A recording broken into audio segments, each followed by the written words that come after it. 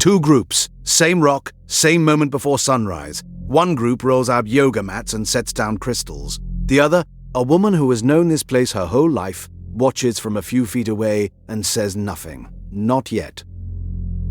What happens next depends entirely on who you ask, and the answers could not be more different. Welcome to Unexplained History. I'm Tom McKenzie. Today we're in Sedona, Arizona, a place that means something very different depending on where you're standing and what you've been taught. If you're new here, subscribe and come along for the full episode.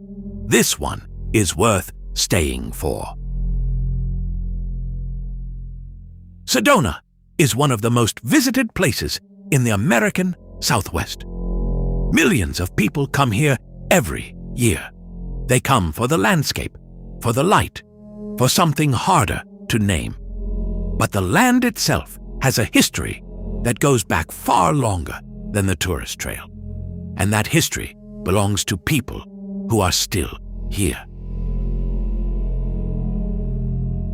The sun has not risen yet. The red rock is still dark, almost purple. You can hear Oak Creek moving somewhere below, steady, indifferent to everything happening on the canyon rim above it. Cedar and cottonwood hold the cold air. A bird calls once and stops, then footsteps. A guided meditation group is assembling near Cathedral Rock. They move quietly. Some hold crystals. One person photographs the sky before it has fully changed. A caption will appear later. Breathless, grateful, transformed. This scene plays out most mornings here. It has become part of what Sedona is, at least for the people who come from somewhere else. But a few feet away, a woman clears her throat. She speaks quietly, a place name in a language that has been used here far longer than English. The name does not appear on any tourist map. It does not have a hashtag. It belongs to a different way of knowing this canyon. Her name is Reba Franco. She has been coming to places like this one her whole life, not as a visitor, but as someone whose community has oral histories, origin stories, and ceremonial practices rooted in this landscape. Places like Boynton Canyon carry deep cultural meaning for indigenous peoples of the Verde Valley. That connection runs from before European contact straight through to the present day. Reba has watched Sedona change. She has watched certain canyons and formations move from places of quiet, careful practice to stops on a wellness itinerary. She has heard the language shift, the words people use to describe what they feel here, what they believe is happening beneath the rock and inside the air. She finds some of that language hard to hear, not because the feelings aren't real, but because of what gets left out when the story gets rewritten. Some visitors to Sedona report powerful experiences, a sense of healing, a shift in awareness, altered states of consciousness. Online, those accounts travel fast. Some claim these experiences prove something paranormal is happening at specific sites, that the land itself is generating an unseen force. Reba has heard these claims many times. She does not dismiss the feelings. She questions what people do with them. There is a question underneath all of this that does not get asked often enough. Some places change how you feel. That much seems true. But who gets to say why? Who gets to name what's happening? And who has been speaking about this land for generations before anyone arrived with a map to sell? Reba is guarded when she talks about these places publicly. She is also resolute. Over time, she has made a choice. She refuses to take part in events that misrepresent what her community knows and practices. That has come at a cost. She is still here, still speaking. This episode is going to look at Sedona carefully. The geology, the history, the people, and what it actually means when a place becomes famous for being powerful. I'll be honest. I came in thinking I understood the shape of this story. I was wrong about that. Two groups stand on the same rock at the same moment. Why do they tell such different stories about what happens next.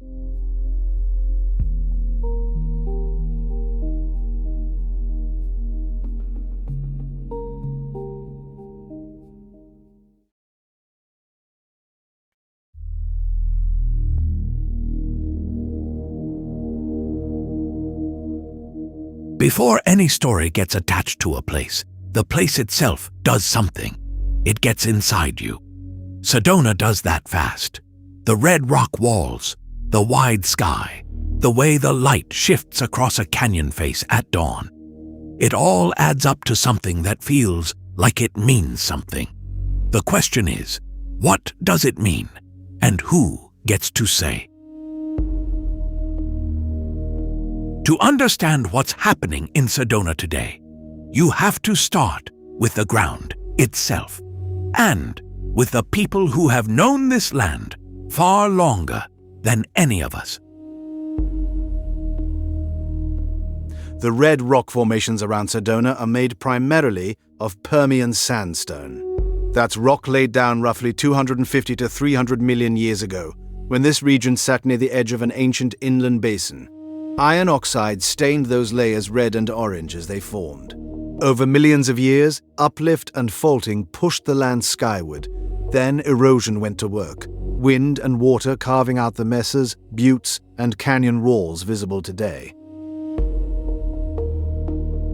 Stand at the mouth of one of those canyons at first light, and you can see why the geology feels almost like architecture.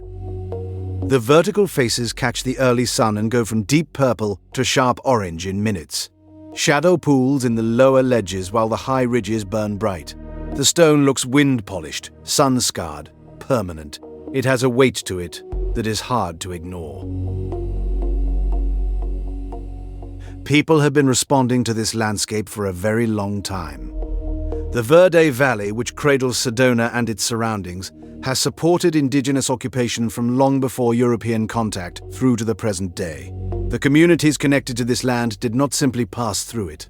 They built relationships with specific places, canyons, ridgelines, water sources, encoding those relationships into language, ceremony, and the stories passed from one generation to the next.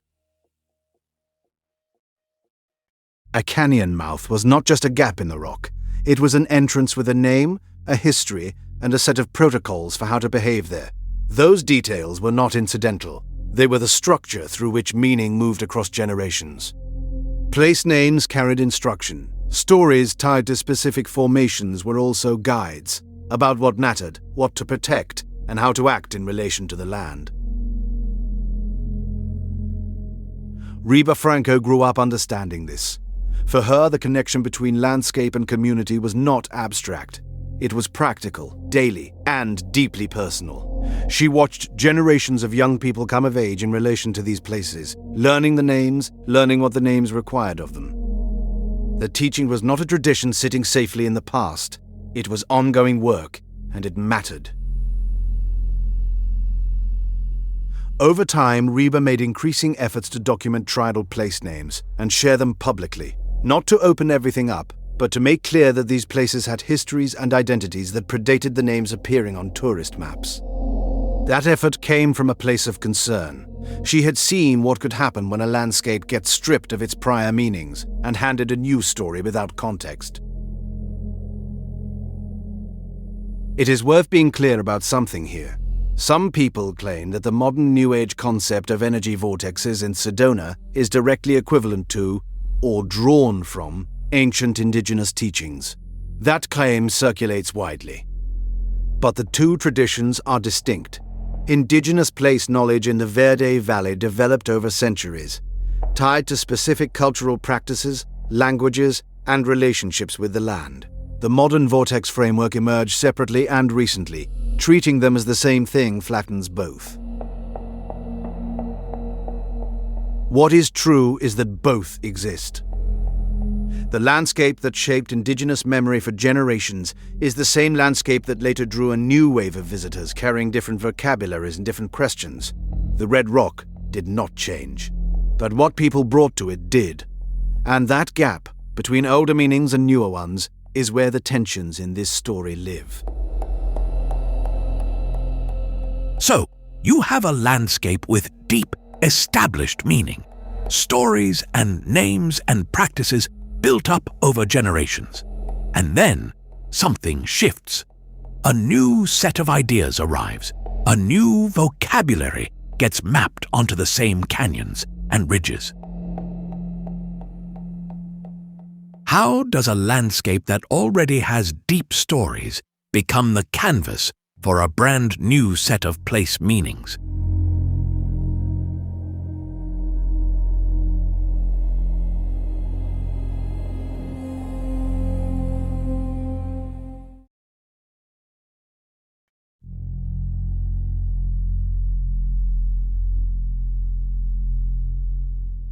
So we have the canyon, we have the rock, we have generations of people who brought their own meaning to this landscape.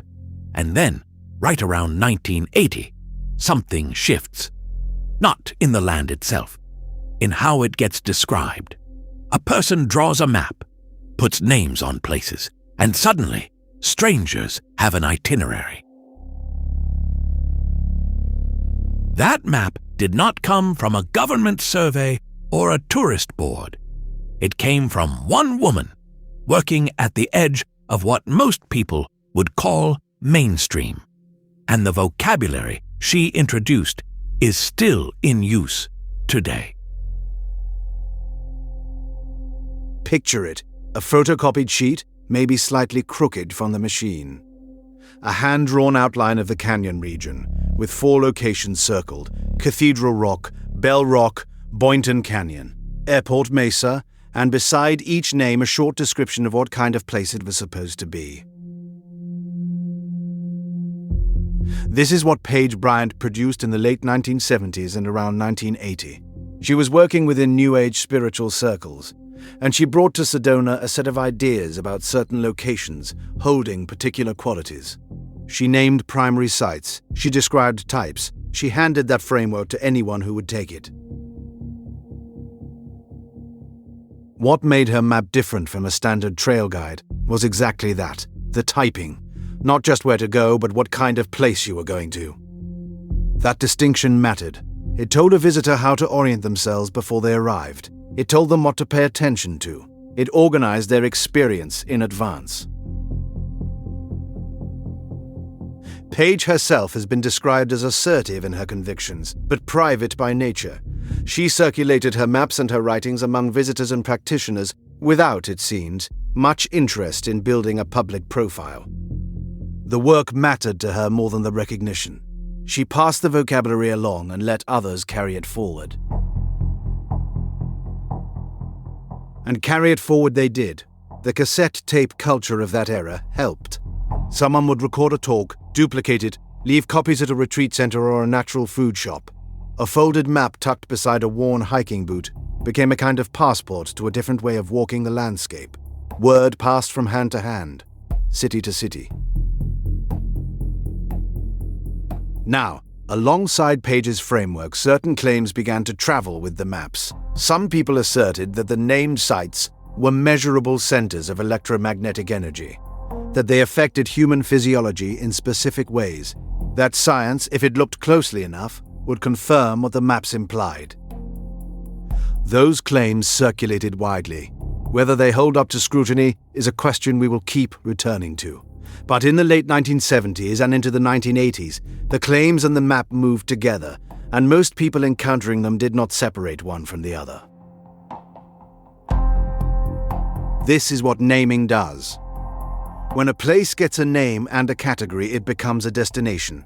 Cathedral Rock was already a striking landform. People had been responding to it for a very long time, but once it appeared on a map with a label describing what kind of place it was, it entered a different kind of social life. You could plan a trip around it. You could tell someone else where to go. Page's map did not erase what had come before.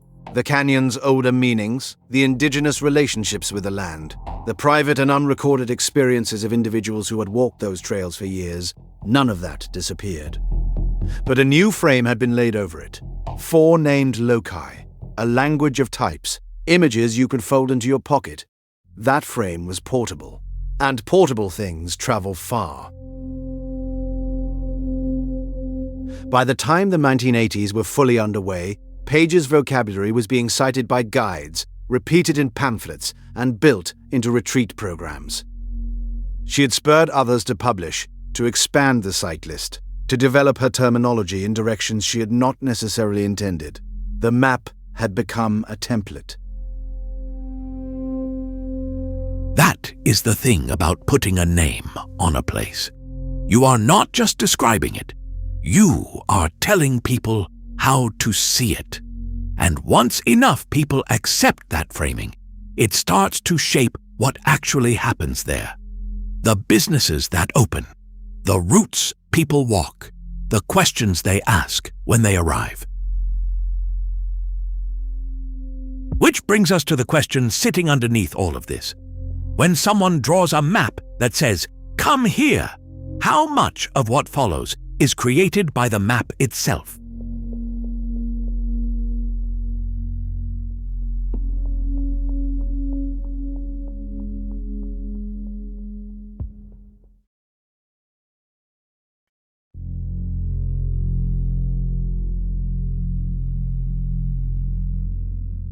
By the mid-1980s, Sedona wasn't just a destination.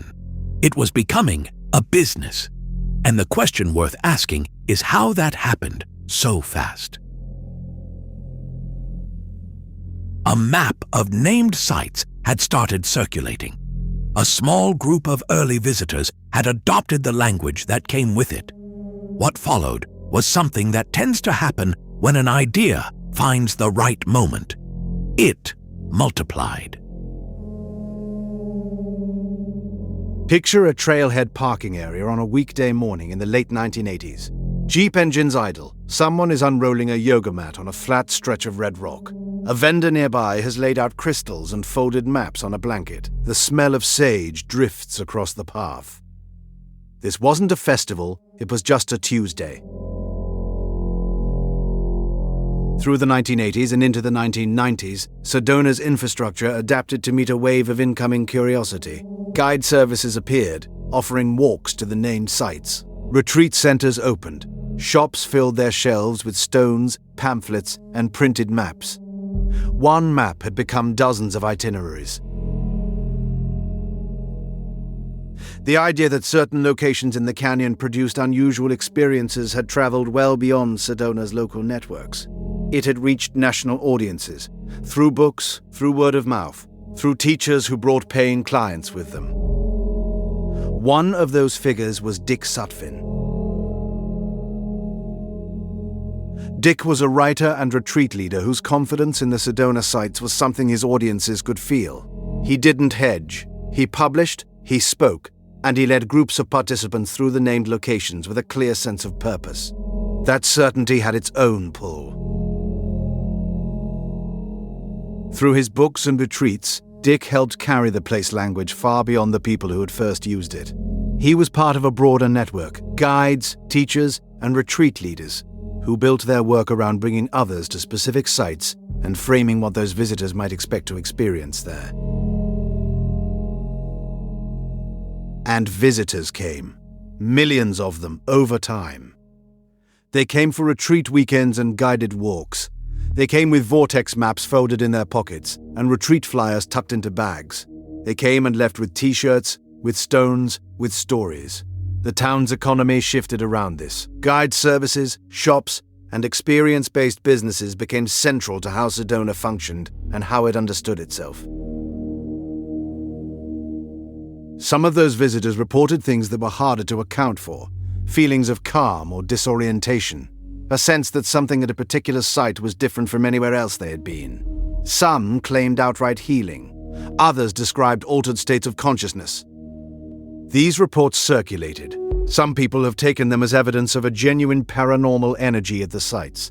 That claim remains disputed, and researchers have not reached a consensus on what, if anything, physical accounts for those experiences.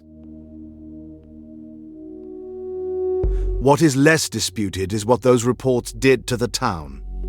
Each account added weight to the idea. Each returning visitor who described something unusual made the next round of arrivals more likely. The language of the sites, The names, the claims, the expectations had become self-reinforcing. The town's livelihoods and the canyon's meanings had both shifted, and the two were now tied together in ways that were difficult to separate. What's interesting is that this didn't require any single decision. Nobody sat down and planned a spiritual tourism economy. It grew because individuals saw a need or believed in what they were offering, or both, and because enough people responded to make it viable. Which brings us to the people who shaped this most directly, because behind the growth were specific figures with specific ideas and specific ambitions. So here's the question I want to sit with going forward. How does a local economy change when spiritual tourism becomes a primary draw?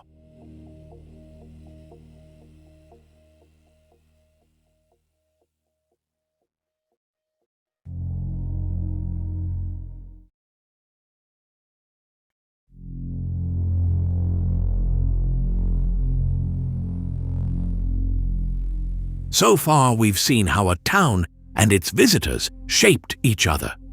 Guides offered tours, commerce grew. A language formed around what people were reporting at these sites.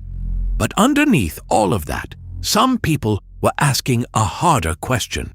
Could any of this actually be measured? Today, we look at the people who carried this idea forward. Not the casual visitors, but the ones who showed up with something to prove, or at least something to find out. Picture a morning at one of the red rock formations outside Sedona. A picnic blanket spread flat on the ground.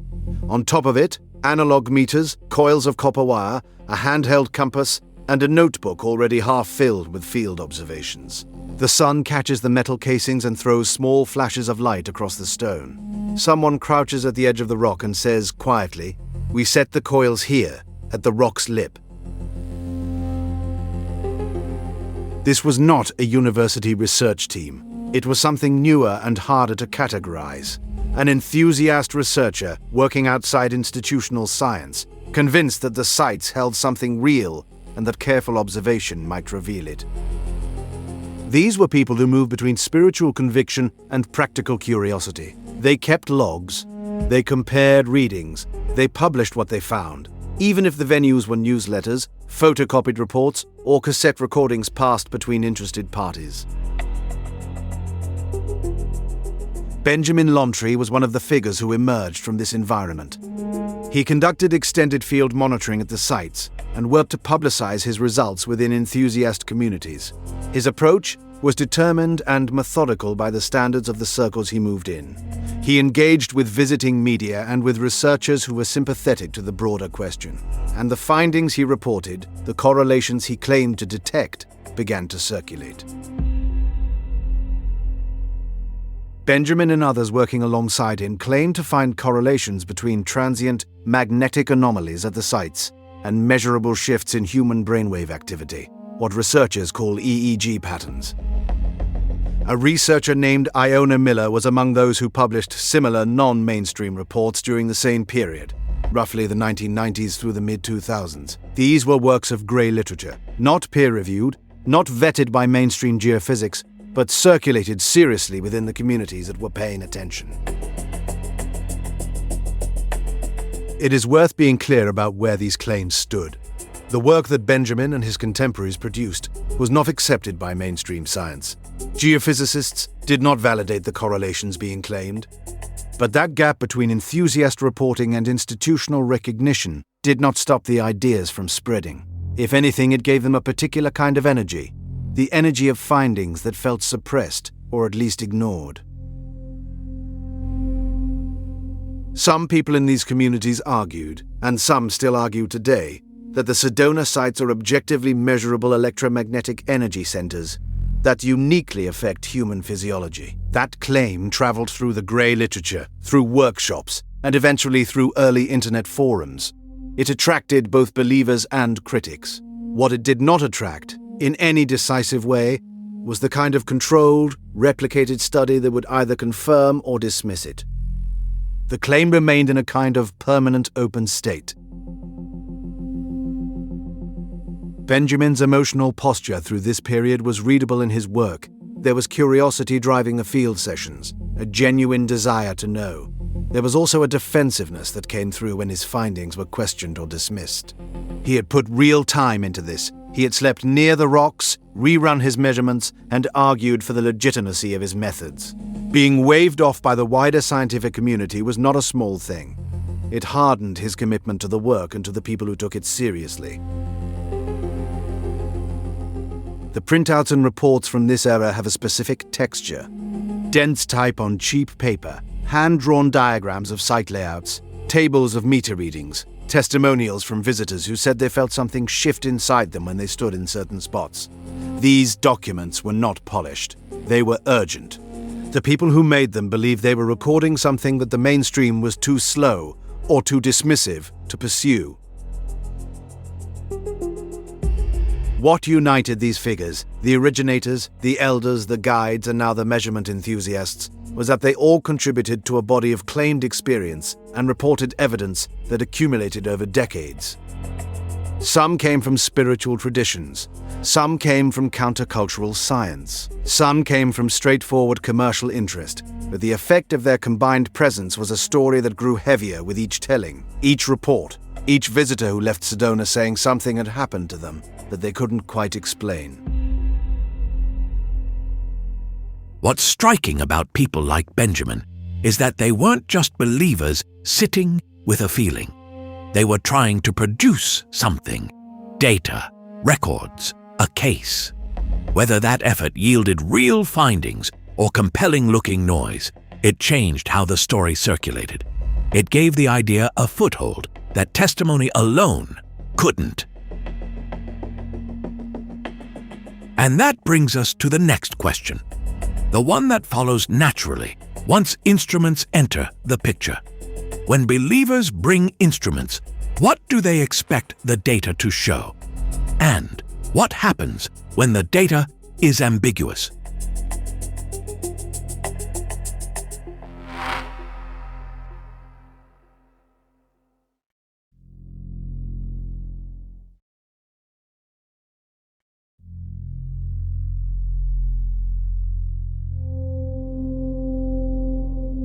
So at some point, people stopped just talking about what they felt out here.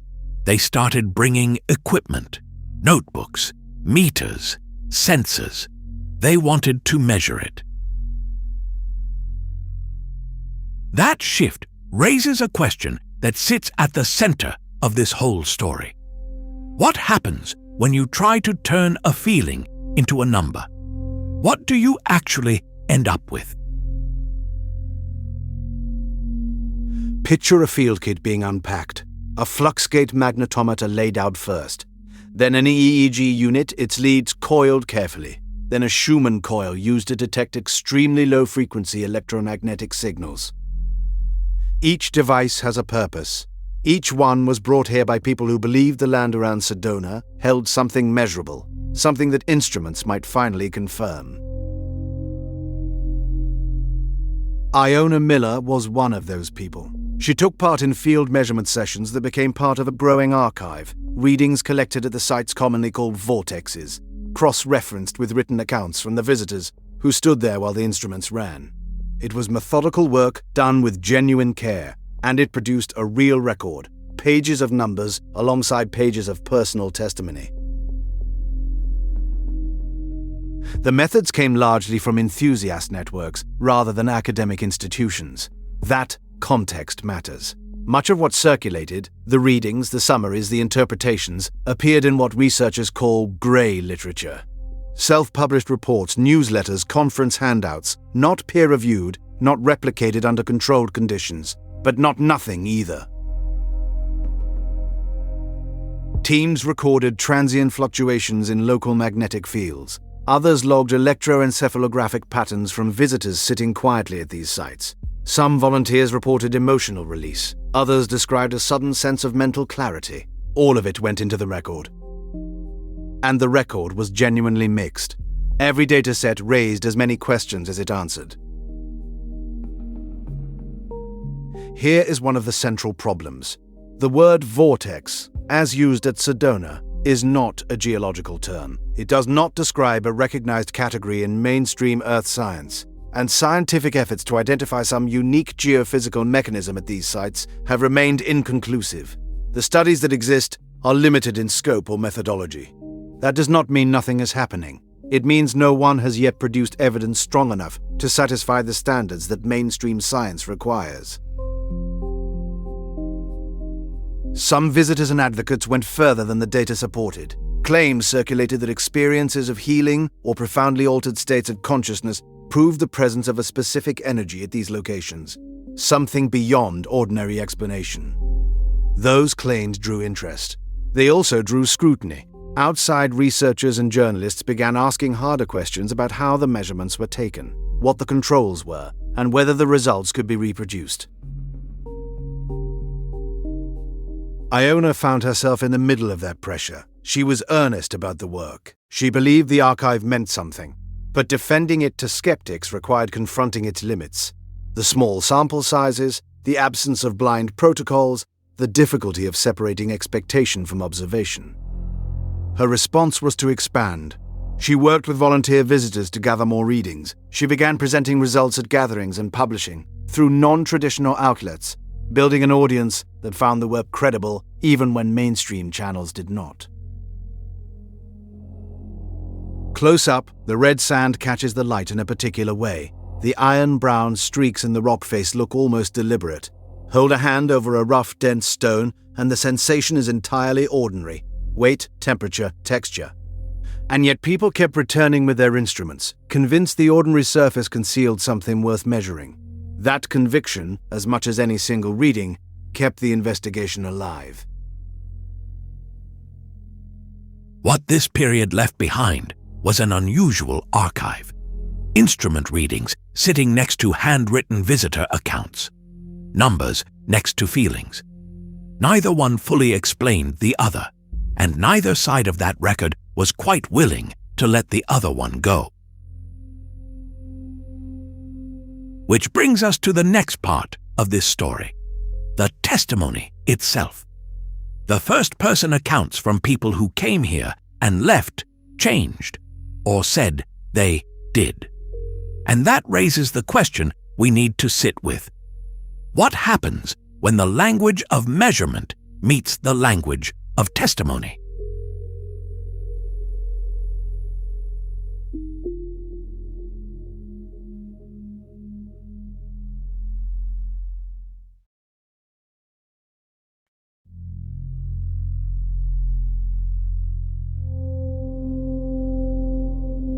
We've been following instruments and readings. Now we're going to set those aside for a moment, because the most consistent data in Sedona doesn't come from a meter or a sensor. It comes from people. Hundreds of them, maybe thousands. They came to specific places at specific times, often with a guide. And they came back with stories. Stories about what shifted inside them. This part of the Sedona story belongs entirely to those voices. Imagine a dozen voices, layered slowly one over another, each one describing a single moment, standing at a named rock formation, feeling something change. One describes sudden quiet in her mind. Another says the weight she had carried for months simply lifted. A third says nothing, just exhales, long and slow. That sound, that breath, became almost a signature of the Sedona experience. Sedona's vortex sites had names: Bell Rock, Cathedral Rock, Boynton Canyon, Airport Mesa. Those names did not appear by accident. A woman named Page Bryant mapped the area's primary sites and gave them the labels that visitors began using when they talked about where they had gone: and what had happened there. Her work created a kind of shared vocabulary, a canonical list of locations that guides, retreat organizers, and travelers all referenced. When people recounted their experiences, they anchored them to those named places. At Airport Mesa, mornings could be loud with people arriving, cars pulling in, groups gathering at the trailhead, guides setting up for sound baths on the open rock. A guide might strike a singing bowl, let the tone carry across the red stone, and ask participants to simply notice what they felt. Many of them noticed something. Not the same thing exactly, but something. A pressure, a tingling, a sense of clarity arriving without warning. Some visitors described altered states. Others described physical sensation, a feeling of release moving through the body, or a weight pressing down on the chest and then letting go. Some said they heard things. Not voices exactly, but a kind of inner guidance they hadn't been able to access before. These accounts circulated. They were shared in journals, in early online forums, in conversations between friends, and they clustered, again and again, around the same named sites. Guides and healers framing these moments spoke with conviction. They described the sites as places where something in the land itself responded to human presence. Some claimed that visitor reports of profound change, of grief easing, of physical discomfort lifting, of consciousness shifting, were proof of a real paranormal energy at work in the vortexes. The sites, in their view, were active. And the testimony kept coming. Anna was one of those visitors. She came for the first time with a guide to one of the named sites, and she came back changed. Or at least, feeling changed. She described a clarity that had arrived during the session like a door opening. Something she had been stuck on, she said, simply resolved. She was awed by it. She was relieved. And underneath both of those feelings was something quieter, hope. That this kind of shift was real, and repeatable, and available.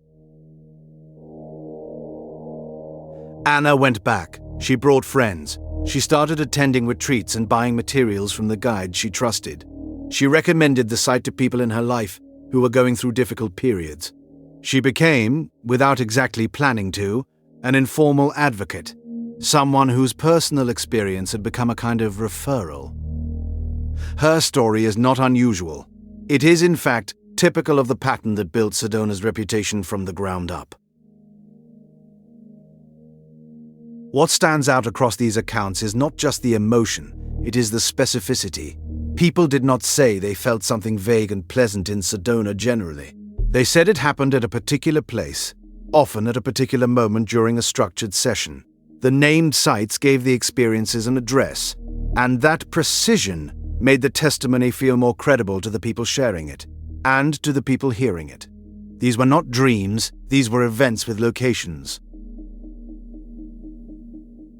Think about what that archive of testimony did over time. It shaped lives, where people traveled, how they spent their money, who they turned to in moments of grief or confusion. It built an industry of guides and retreat centers. It gave people a framework for understanding experiences that felt too significant to dismiss. And it raised a question that the testimony itself cannot fully answer. I want to be clear about something. The people in these accounts are not confused, and they're not making things up. What they felt was real to them, real enough to change their behavior, real enough to bring others along, real enough to keep pulling them back. That matters. It has to matter in how we think about this. But here is where we have to keep going. If so many sincere people report profound change at the same sites, what does that shared testimony demand of us?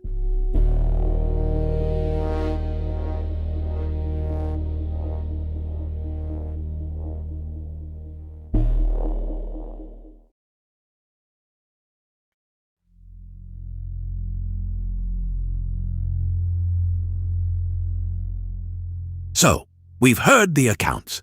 People describe real feelings at these sites. Calm, clarity, a sense of something shifting. That part is not in dispute. What we need to look at now is whether those experiences point to a physical cause that can be measured, tested, and confirmed. That means asking some straightforward questions. Where did the measurements come from? Who reviewed them? And what else might explain what people are feeling out there in the red rock landscape? Picture a meter ticking softly, papers laid out on a blanket in open air. Someone reads a number, writes it down, and calls it evidence. The image is familiar. The question is what that number actually means.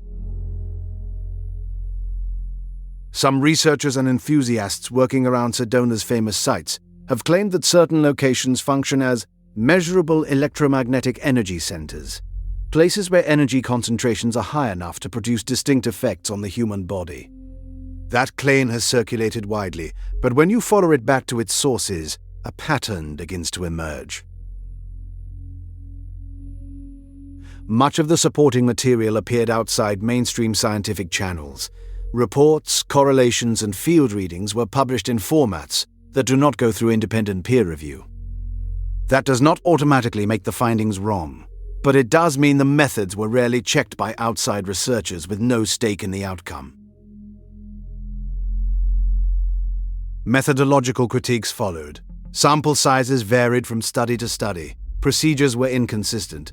Some published graphs lacked the kind of pre-registration that would show the hypothesis was set before the data was collected, not shaped around it afterward. Mainstream replication of the stronger claims remained limited. There is also a deeper problem with the term at the center of these claims. In standard geophysics, the word vortex has a precise technical meaning. It describes specific fluid or atmospheric dynamics. Applied to these sites, the word was used in a much looser way, without an agreed scientific definition behind it. When a term means different things to different people, it becomes very hard to test whether the underlying claim is real.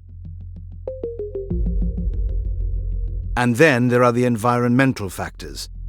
At these sites, visitors arrive with expectations already formed. They are outdoors, often in striking landscape. The light changes constantly. The views are wide and unusual. In some locations, the acoustics are distinctive. Crowds gather. Guides speak with confidence and conviction.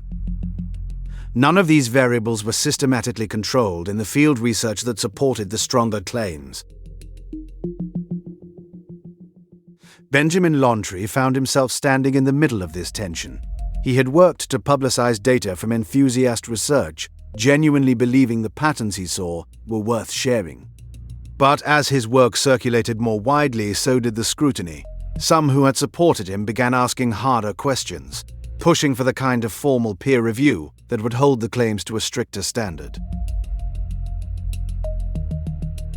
Benjamin did not walk away from the debate. He participated in forums where methodological standards were argued back and forth. He was defensive at times, tenacious at others, but also, by his own account, reflective. He acknowledged openly that mainstream uptake of the work had been limited. That acknowledgement cost him something in certain circles. It also showed that the questions being raised were landing. None of this is about dismissing what people felt at those sites. Lived experience is real, and this program takes it seriously. But experience and explanation are two different things. Feeling something profound does not, by itself, confirm what caused it. And that brings us to the question we have to sit with. If the measurements are inconsistent or published outside mainstream channels, how confident can we be that a site-specific physical effect exists?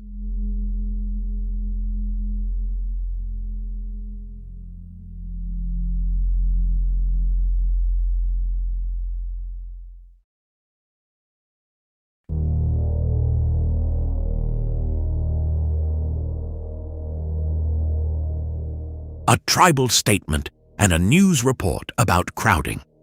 Read side by side, they tell you something important.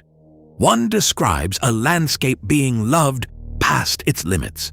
The other asks who gets to decide what that place means. That tension did not stay in the headlines.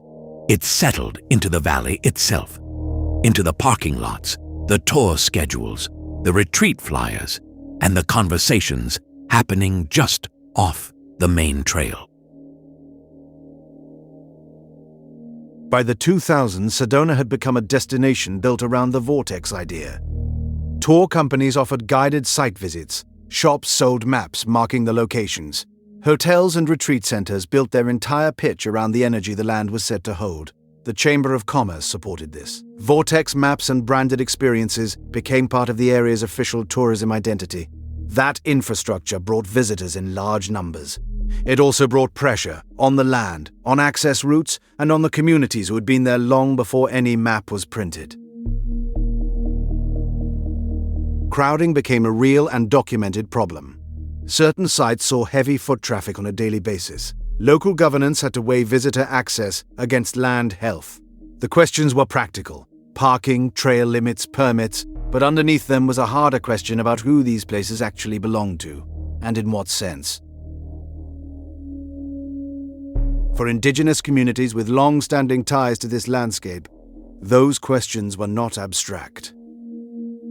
Some of the sites being marked on Vortex maps and visited by thousands of tourists each year held ceremonial significance.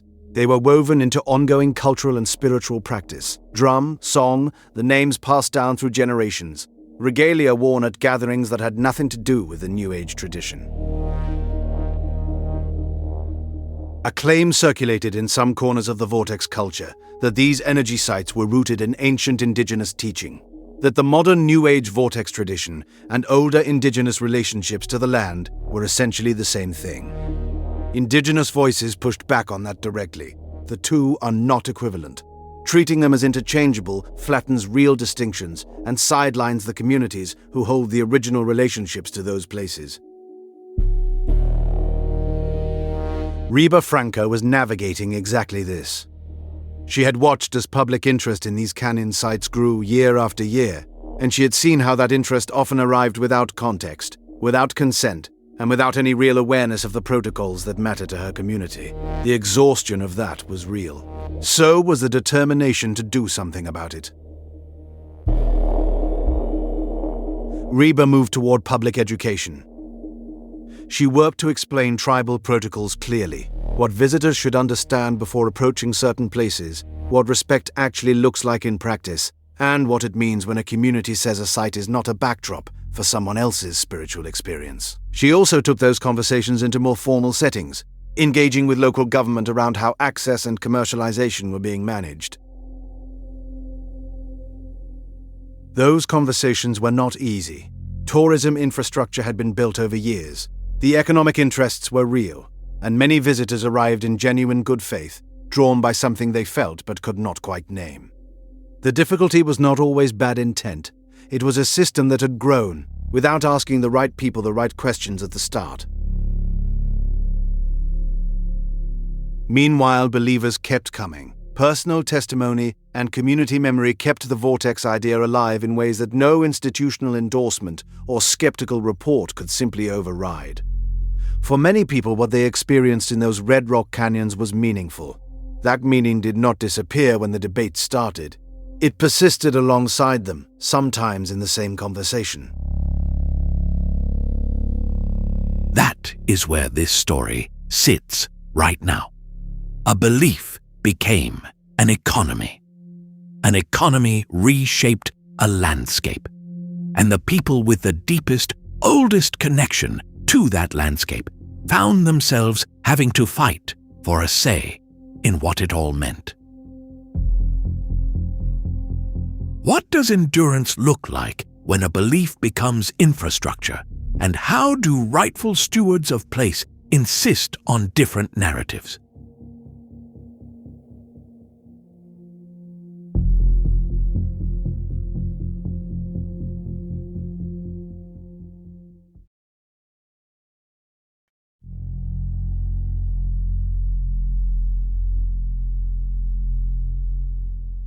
Before we reach any conclusions here, I want to be clear about something. This episode has covered a lot of ground. The geology, the maps, the measurements, the testimony, the ceremony, the commerce. None of that goes away, but some of it carries more weight than other parts, and that distinction matters. So, let's be honest about what we actually know, what remains genuinely uncertain, and what that means for anyone who visits, studies, or cares about this place. At the mouth of a canyon, an elder offers one clear instruction: ask permission before you enter. It is not a formality. It is a boundary that has existed far longer than any map, any guidebook, or any wellness retreat. Then a geologist, calm and direct, offers her own summary. The red rock formations here are ancient compressed sediment, iron-rich sandstone, shaped by erosion over vast stretches of time. That geology is well understood. What has not been established by any peer-reviewed measurement process is a unique energy mechanism operating at the specific mapped sites. Those two statements, the elders and the geologists, sit side by side here. They do not cancel each other out, but they are not the same kind of claim, and treating them as equivalent would be inaccurate. The vortex concept, as most visitors encounter it today, is not a geological term. Mainstream geophysics has not confirmed any recognized mechanism that corresponds to the mapped sites. That is the straightforward scientific position, and it has remained consistent. The modern mapped sites trace back to the work of Page Bryant, around 1980. Page did not excavate, test soil cores, or publish in a peer-reviewed journal. She identified locations through intuitive practice and shared them publicly. That work catalyzed something large: a lasting pattern of pilgrimage, a tourism infrastructure, and a shared vocabulary that guides and retreat leaders have used for decades since. Page Bryant remains a central figure in this story, not because geophysics confirmed her framework, but because her maps reshaped how an entire generation understood and moved through this landscape. That influence carries its own kind of weight. It also carries its own kind of ambivalence. Page's work illustrates how a modern framework, introduced at a particular historical moment, can be layered over an older landscape and become, for many people, the primary story. But that layering does not replace what was already there. Indigenous peoples have held ceremony in this region continuously. Their relationship to this land is not a backdrop to the Vortex story.